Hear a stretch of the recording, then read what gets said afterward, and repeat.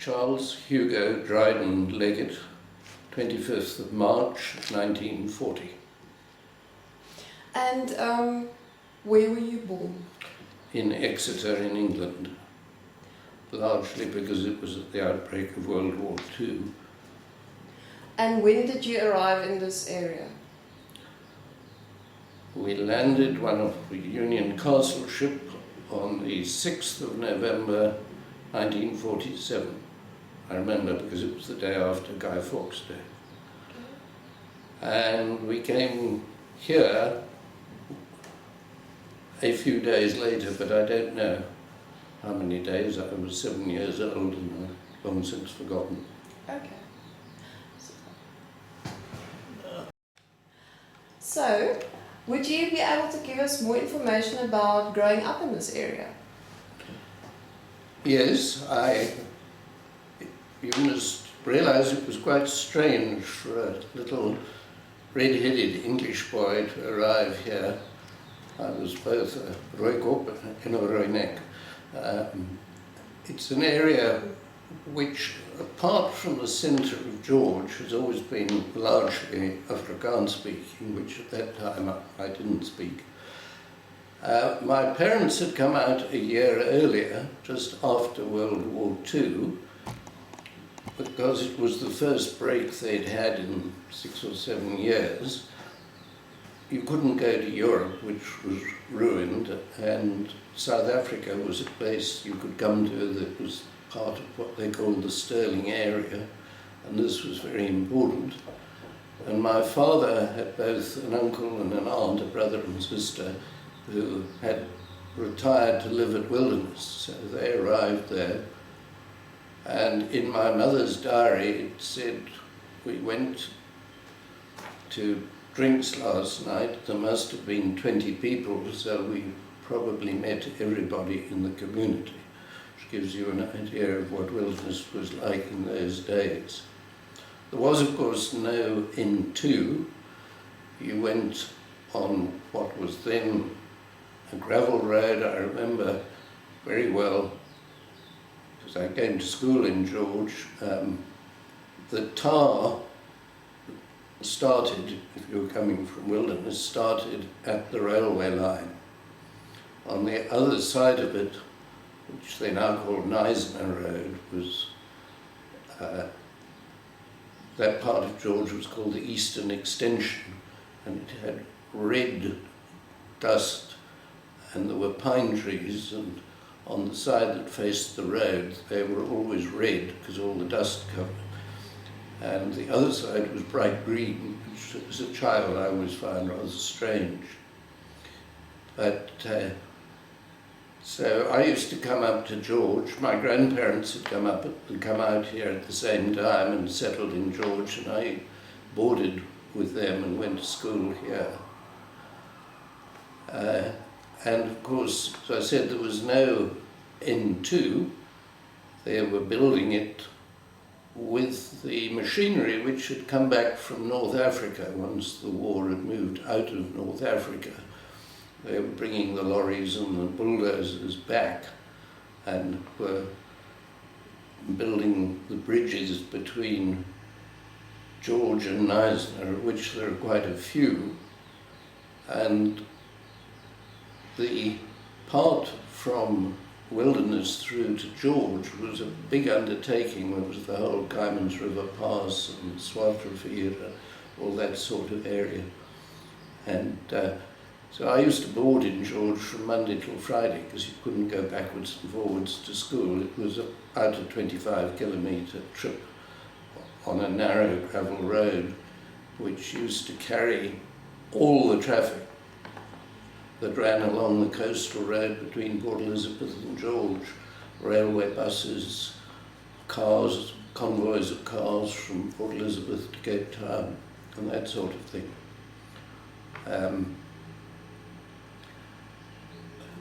It was a much more laid-back place in those days. You could still find the odd ox wagon on the road. They were getting rare, but there they were. And then there was the 1948 election, when a young Bevi of Botha became the MP for the first time, because he'd been the sort of secretary to a man called Vieth, I think it was, who'd been the MP.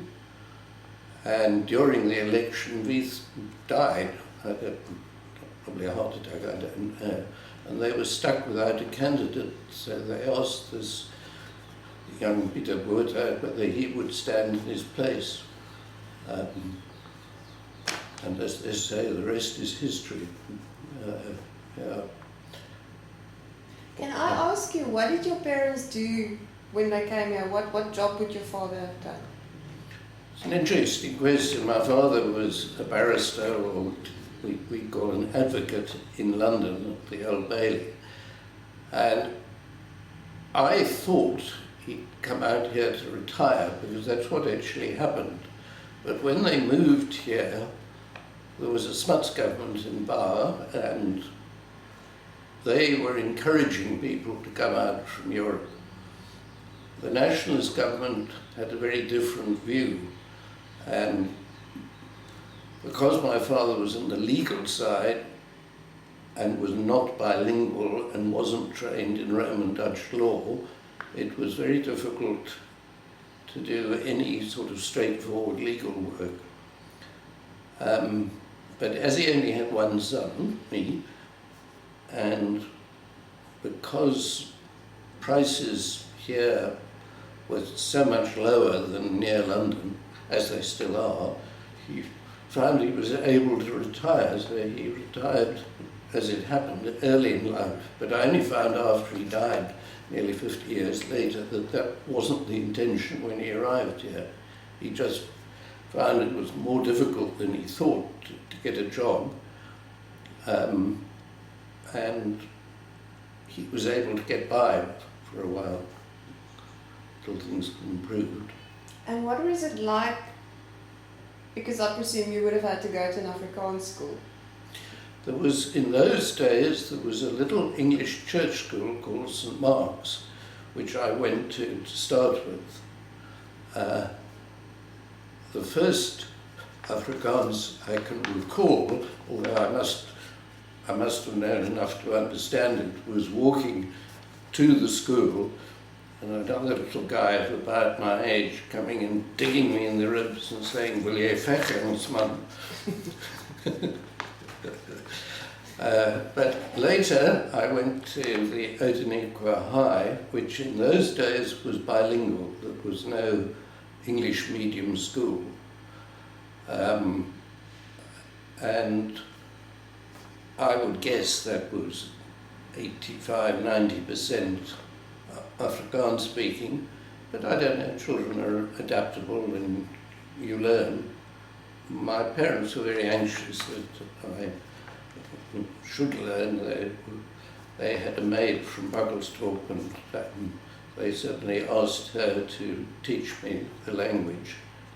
And one thing I remember her saying to my mother was, "It's terrible what bad language kids pick up, because of course it's the first thing all your friends teach you is all the naughty words, because they know you don't know they're naughty, so you go back and say these things." But yeah, otherwise it was a much, shall we say, freer life, but I suppose it was for everybody in those days. I mean, there wasn't really a road through wilderness at that time. You took what they now call the Seven Passes Road, it was the Neisner Road in those days, and if you wanted to go to wilderness, you turned off. People from George, if they went to the sea, would probably go to Victoria Bay or Herald's Bay, because wilderness was a long way off on a difficult road. So when you were down there, it was very quiet. But a lot changed. I mean, the National Road came through in the 50s, and well, it certainly made a difference to the traffic, whatever. When you think back to that time, what was the main employment in this area? What kind of jobs did people do? Apart from farming, which was always a bit low key, the main jobs were in timber and particularly in shoes. I don't think people remember much now how big shoes were. If you go down to Market Street, there's ShopRite, and behind ShopRite is a big parking area known as Van der Stel Plain or Van der Stel Square. And that whole site was part of a big factory called Modern Shoes, run by a man called Wendell Smith. I always understood that it was the biggest shoe factory in South Africa, but I was a kid, I don't know how accurate that is. But the Smith family came out from England in the 19th century, and the first Smith was the toll keeper on the Montague Pass. Now we're talking 1850s, so you weren't getting too many Ferraris going over. This was Volkswagen stuff, and they couldn't pass, so once the Volkswagen had gone through, you waited a long time for the next one, so he started making Veldspooner. And it stayed in the family and grew into this huge factory. And then there was Searles down at Great Brack, which was eventually bought by Barter, I think, but the Searles also at Blanco. So there was a lot of shoemaking. And as I say, there was the timber trade. The shoes mostly gone, and so is a lot of the timber now.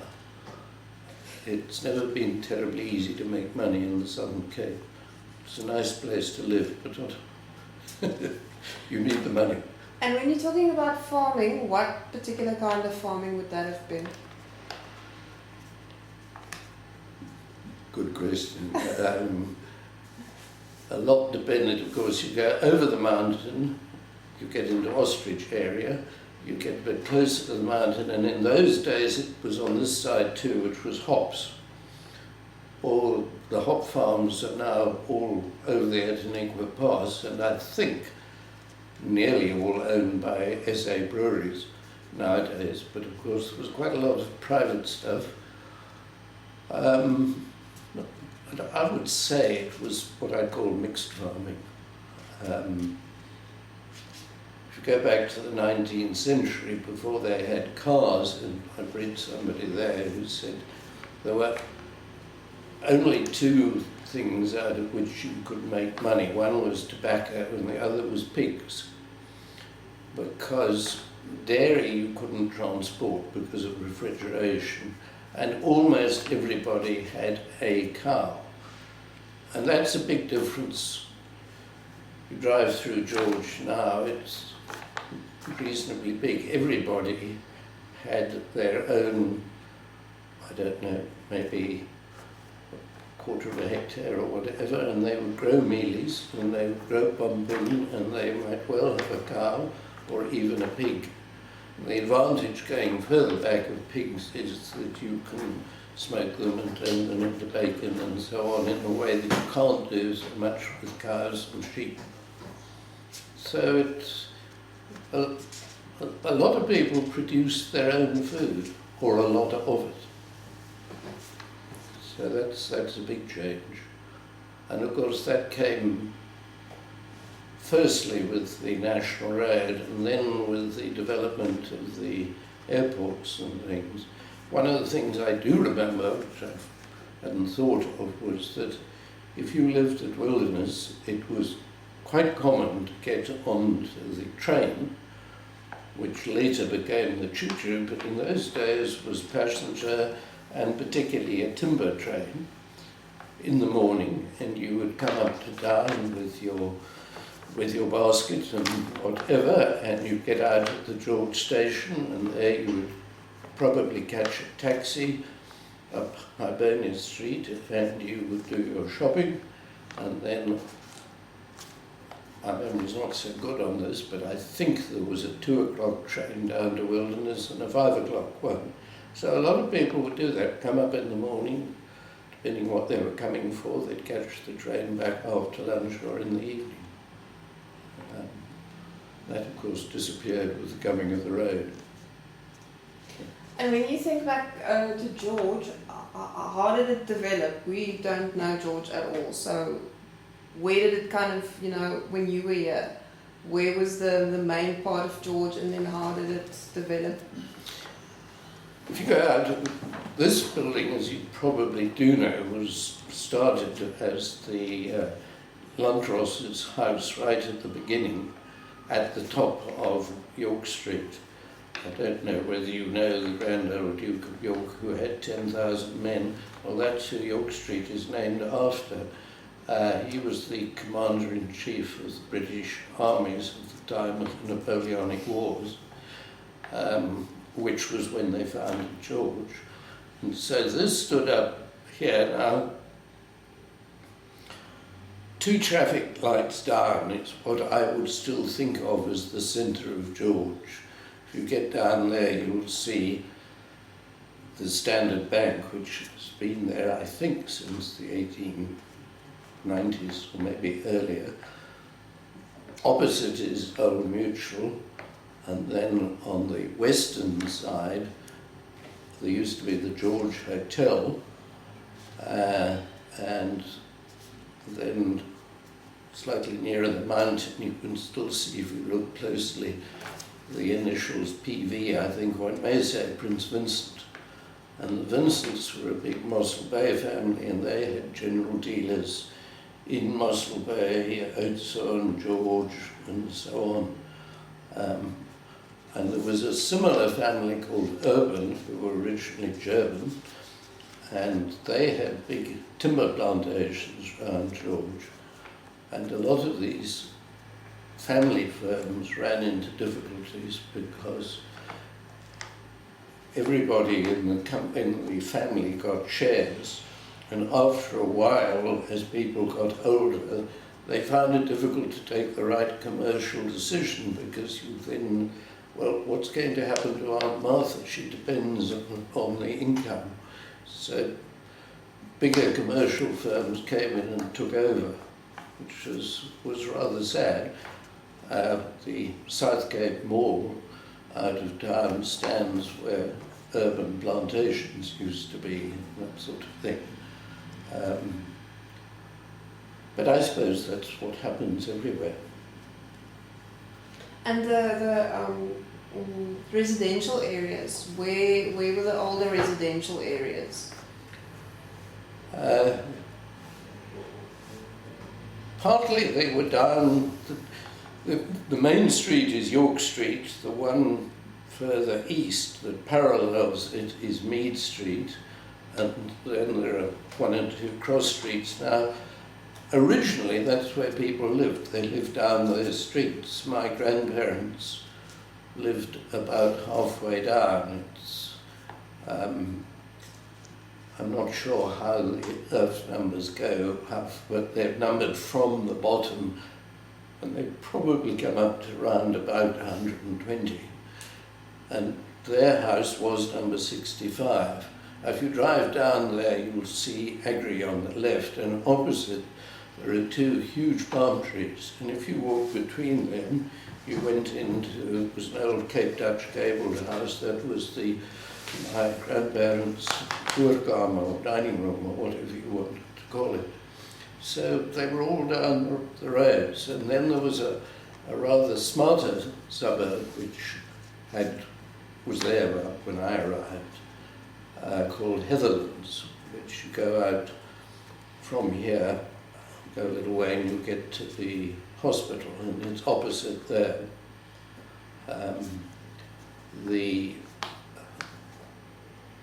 There was quite a lot just behind us here, and there was a racially mixed area at that time called Yealand, which was the other side of the railway. Apartheid did away with that, and they changed the name, and it's now called Dennerwood. and so on. And then there were various smaller villages, one of which was Pogglesthorpe, which has a very interesting history because it's going to be where I start my other talk, but it started as the Hugo, I think it was called Hugo because it is on a bit of a height, but that was where Duckop had his particular base. I don't know, these things are not often recorded in history, and you've got to try and work your way back. My impression is that there was never a particular village. It was where he was based, he was the chief, and people might come there to consult him, or I suppose he might call them in. But it wasn't a formal settlement until George got settled, and then colonial farmers were beginning to take up the land. So that has a history which parallels George as what was originally a Khoi settlement. Blanco, on the other hand, in the west, has a different history. That started because of the building of the Montague Pass in the 1840s. There was a man called Montague White, who was the engineer who built it, and he started what I suppose now you'd call a labour camp or something like that. And because he was running it, it became known as White's Village. And it was changed quite early on to Blanco from the French, as in Sauvignon Blanc. And then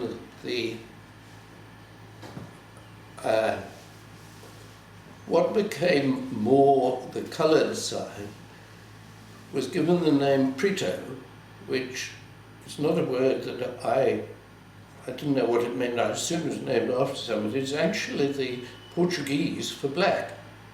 So there was White's Village and there was Preto, which many of the residents still call it. But it developed as a separate village.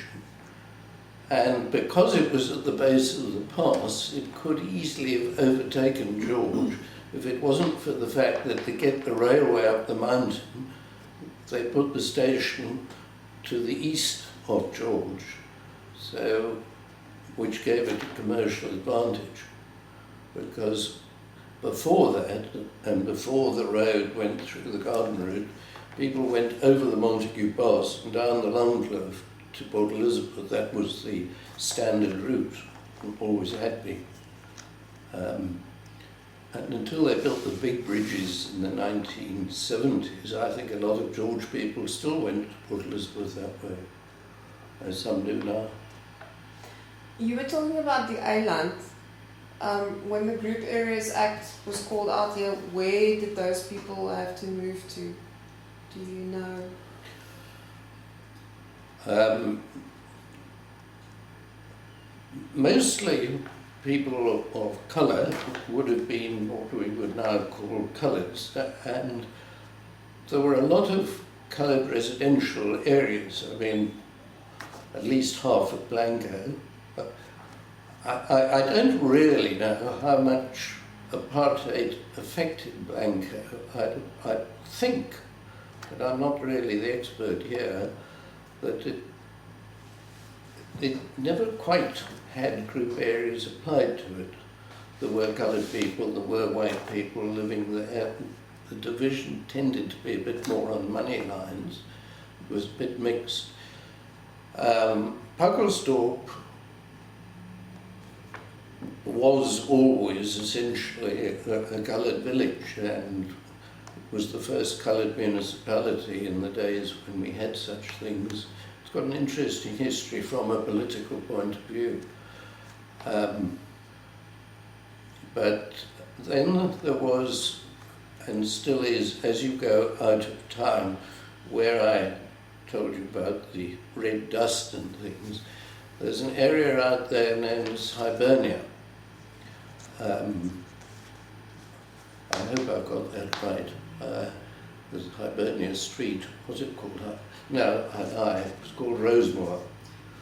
I'm confusing it because that's where Hibernia Primary is, because with apartheid, Hibernia Primary, which was in a Hibernia Street, which runs to the station, was moved to the other side of the line into Rosemoor, where it still stands. So that was all the southeast part of the town. So they would have moved to one of those. Insofar as they did move, sometimes these things were not quite as draconian. I'm now speaking off the top of my head, I'm not a politician, but I have the feeling that it may surprise one that P.W. Botha was sensitive to adverse publicity about his constituency. So he wasn't quite so tough on enforcing things here as he might have been elsewhere. But you'll have to look that up in more knowledgeable places than me. I'm not, I wasn't, by the time all that was biting, I wasn't living here. That's probably the best I can do there. No, that's wonderful. Thank you so much. Where did your interest in this particular Kaptein de Kop come from?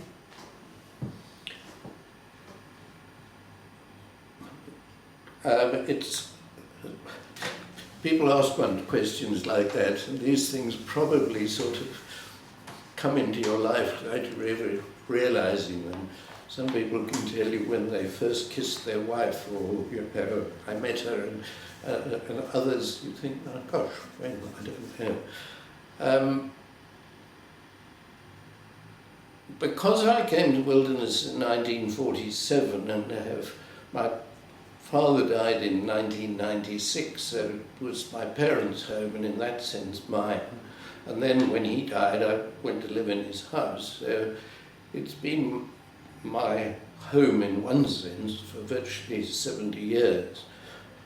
Now, Wilderness that's more than half the life of Wilderness. So my knowledge of Wilderness history covers about half its existence.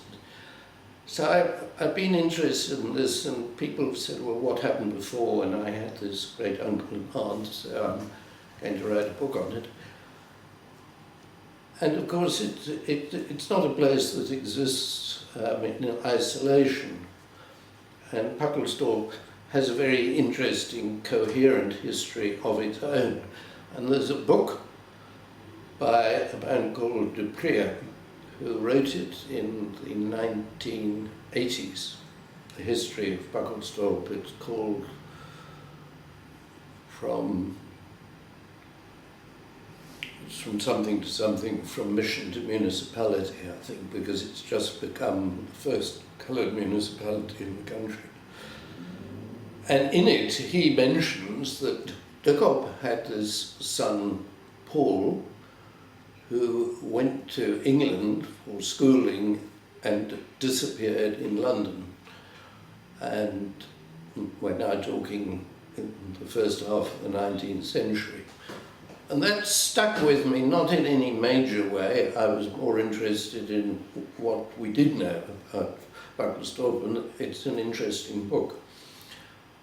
And my particular hobby is in Bushman paintings, rock art, and so I get mixed up with archaeology, and I had some Transvaal archaeologists down here, and one day we went to Puckelsdorp to go and look at the Klipkerk and so on.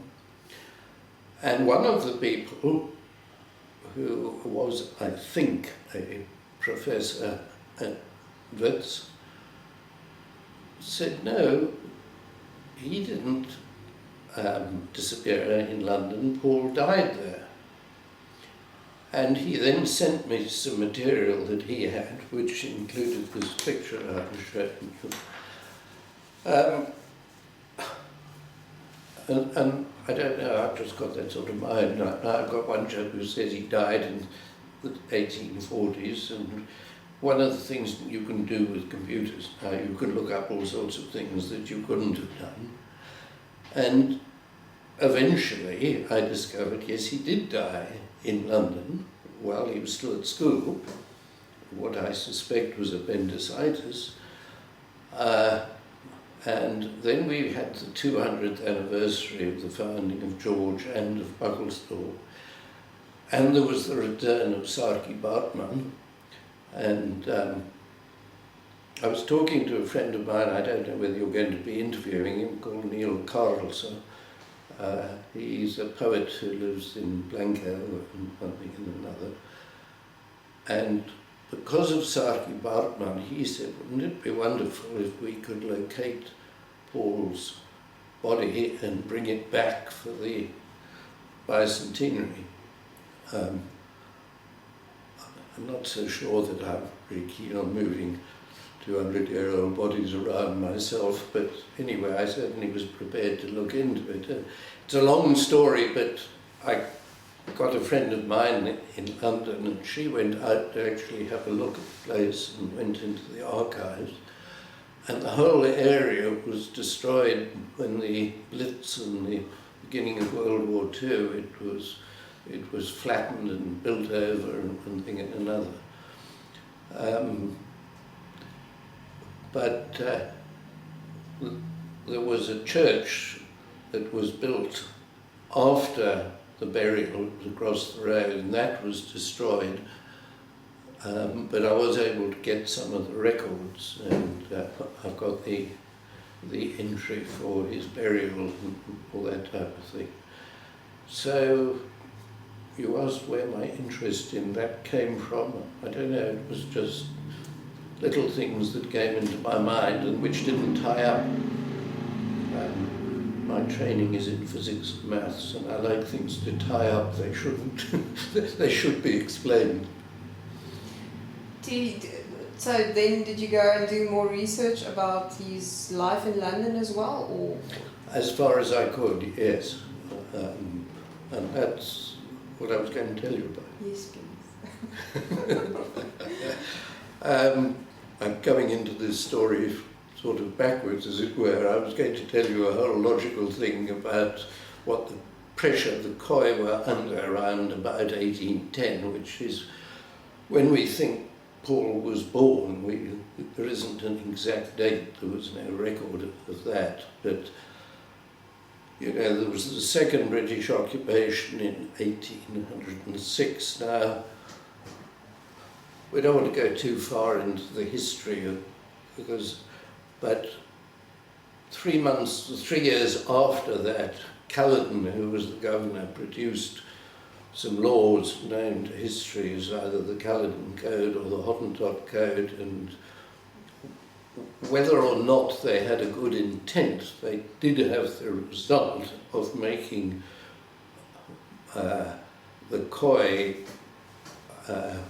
subject to the central government laws. I'm not a politician, and despite what you might think, I'm not an historian either, but my impression is that under the Dutch East India Company that the Khoi were always considered to have been the indigenous people and were not always subject to the company, but the British, when they came here, it was the Napoleonic Wars, they were interested in India and the French, and they wanted this place run in a fairly military fashion. And that came in, which was one thing. Then they said that the local divisions or administration units that the Dutch had still got operating were far too widespread. And so this was part of Swellendam, and Swellendam ran virtually to Port Elizabeth. And if you're trying to administer it from an ox wagon, it was a slow thing. So that's why they founded George. And I think it was apparent to Hugo that here he had a Landros in George, which was developing, and he was going to be the administrator for the area. There were farmers moving in who were employing a lot of the Khoi, and so that his role as the chief was becoming very much circumscribed, and like other people, I think he saw the missionaries as an intermediary, people who were prepared to come and help and to educate and to act as an intermediary between probably the farmers and the Khoi to the administration. So very shortly after this, a man called Campbell, John Campbell, came out. He was a Scot, and it seems odd to us, but he was actually a missionary to the benighted people of North London, which tells you something about what North London was like. But he was sent out by the London Missionary Society to inspect the missions in this country. And he went to Seerbrug, Swellendam, and from there he was going to go through to Bethelsdorp at Port Elizabeth. So he came through here and called on, and I think stayed with, Van Kervel, who was the new Landros. And a great deal happened, and the remarkable thing is he was actually only here 48 hours. By the time he arrived, and let's face it, it took a long time by ox wagon, so people knew you were coming. By the time he arrived by ox wagon to Van Kervel's house, there were already 60 Khoi, most of them women, because the men were out working on the farms, who were here. And they wanted him to go to Bethelsdorp, which he did. He had a man called Cupido with him, who was a coloured missionary, certainly eventually, but who spoke Dutch and was educated. I think he originally came from Graafrenet, and he was allocated as an interpreter, really. And they all trundled off to Hugo, where Cupido preached to them. Now they've arrived sort of lunchtime on, let's say, Tuesday. This happens, he meets the thing, then they go and do this, then I think he sleeps over, then he comes back and he does a quick tour of the district, and by Thursday he's gone on his wagon heading through Kaiman's hut. So it was all pretty swift, but in the middle of it, he tells Hugo that there's a man called Pakalt who is in Seerbrug and who would have come with him, but he hadn't got enough room on the wagon. So Hugo goes off in his own wagon to Seerbrug and collects Carl, Charles or Carolus Pakalt, who is then installed here at Hugo in April. By considering the slowness of the transport and the newness, it's all very, very rapid. Gamble's here, does all this, and he's gone in 48 hours. You can't get things like that moving nowadays, even with transport. He's got the cop's gone all the way there and back and installed Pakalt by the following month. Now, at this stage, we're still 1813, so there's a little boy whose name probably wasn't Paul at that stage, but we don't know, who would have been about 3 years old and been one of the little kids around there, I imagine. Pakalt and Hugo seem to have got on very well together, and what Packold, being a missionary, felt that one of his main jobs was to bring the benighted heathen or whatever to the Lord, and so there would be church services, so you needed a church. But also, ultimately, you want them to be able to read the Bible, so they must learn to read, so you must have a school. But he could also see, and this, I think, was Dukop's thing, that what they wanted, as much as anything else, was what they saw as the white man's skills with carpentry and whatever. So he very quickly lays out what you are going to see, which is, I think they are called Mission Street and Church Street, the two sort of main streets, and that is the beginning. And then he organises places for them to build what now becomes square sod houses with their own little earth. And he builds a sod wall round the village, not for defence against marauding Boer farmers, but against the wild dogs. Apparently this was their problem. You have a sheep or a goat, and before you know where it is, the dogs have got it. So they actually built this little wall round. And so the place develops. Another missionary called Latrobe comes through here in 1816 and remarks on how well all this was going.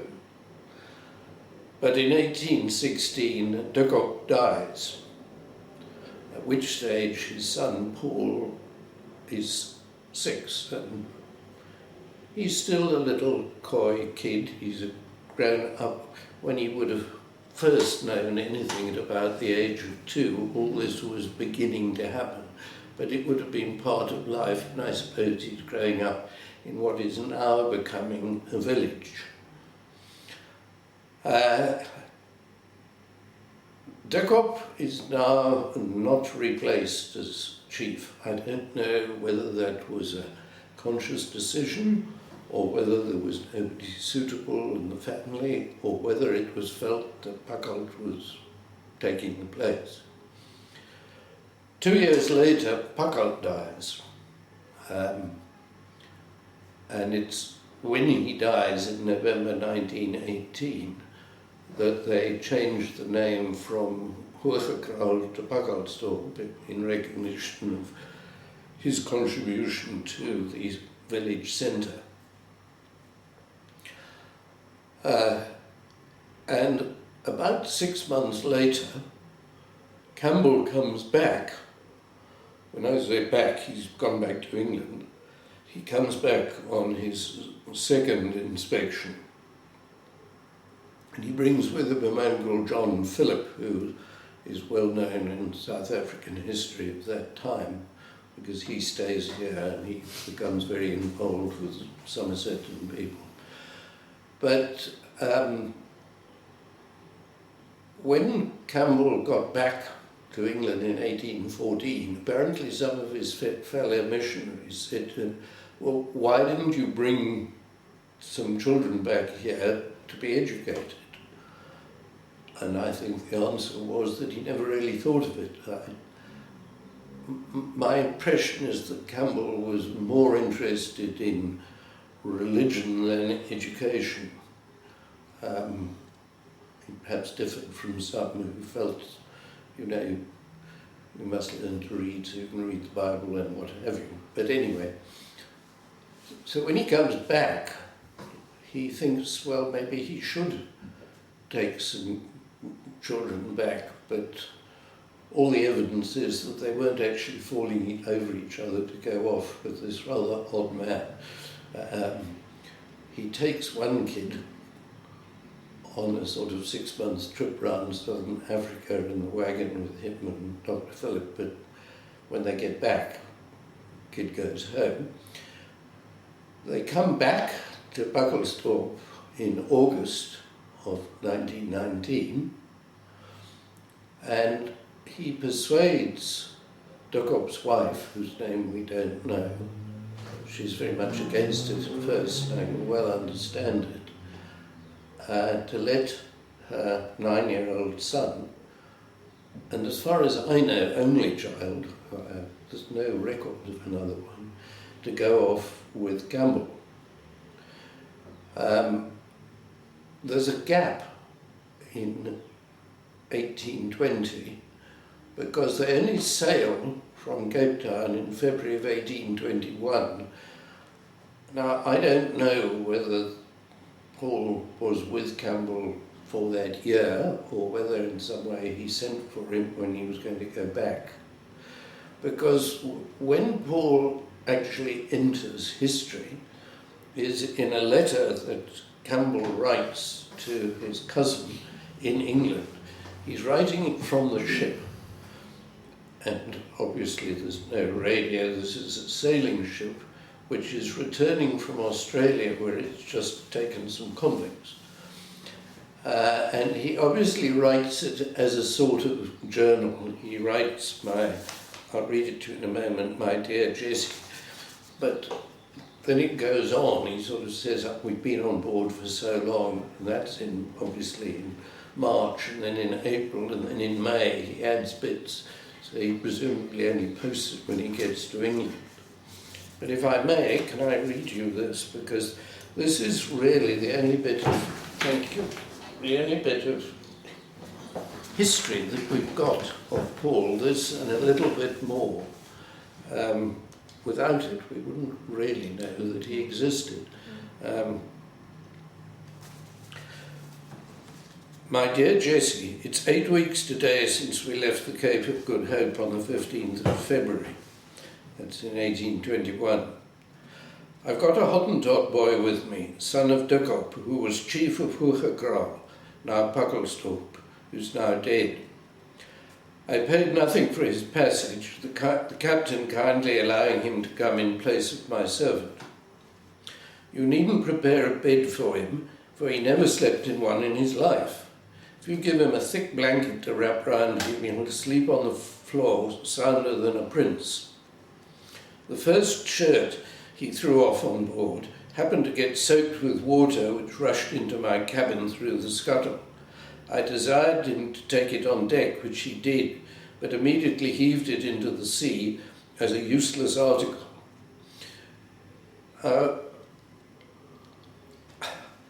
I just think, having come out here as a 7-year-old boy myself on a large ship and a car, when I got here, what this kid, I'm assuming that Gamble is accurate. He says he's always slept on the floor, and I would think that would be likely, and that he had never had a shirt before, and I would think he might have had a kaross or something like that. He's now on a sailing ship which takes enough water to swirl into the cabins at times, with this strange man, as I say, his shirt gets wet, so Campbell doesn't want it sort of lying on the floor and he'll take it up on deck. So Paul takes it up and just hurls it in the sea. There must have been an odd couple. Anyway, I make him wash his own things. The last wash he had, a shirt and his only a pair of stockings blew into the sea. So a lot of what I imagine was a small wardrobe went into the sea. The absence of women is much felt by us. Sometimes I set him to mend his own trousers, but he makes a poor tailor. I think most 11-year-old boys would. I suppose his trousers must travel overboard, or the sample of his sewing would divert the like of you seamstresses. He's picking up a little English. The first I heard him speak was "naughty girl" to one who was teasing him. Elsewhere he writes that on board ship he had the company of an English boy called James, who spoke Dutch to him. So he doesn't learn much English except from kids who are going back from India. But it's when he starts to pick it up. His name is Paul, but he gets no other on board than Hottentot. He has many friends here.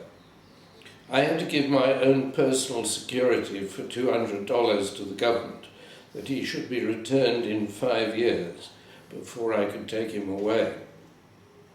he was taking him to be educated, but he had to put down security, which is an interesting factor. On the 25th of March, we were chased and boarded by a South American insurgent privateer who didn't plunder us. Now, again, you imagine, well, for everybody on board it must be, I mean, they were more or less pirates. What this poor kid made of it all, I have no idea. But there were other kids on board.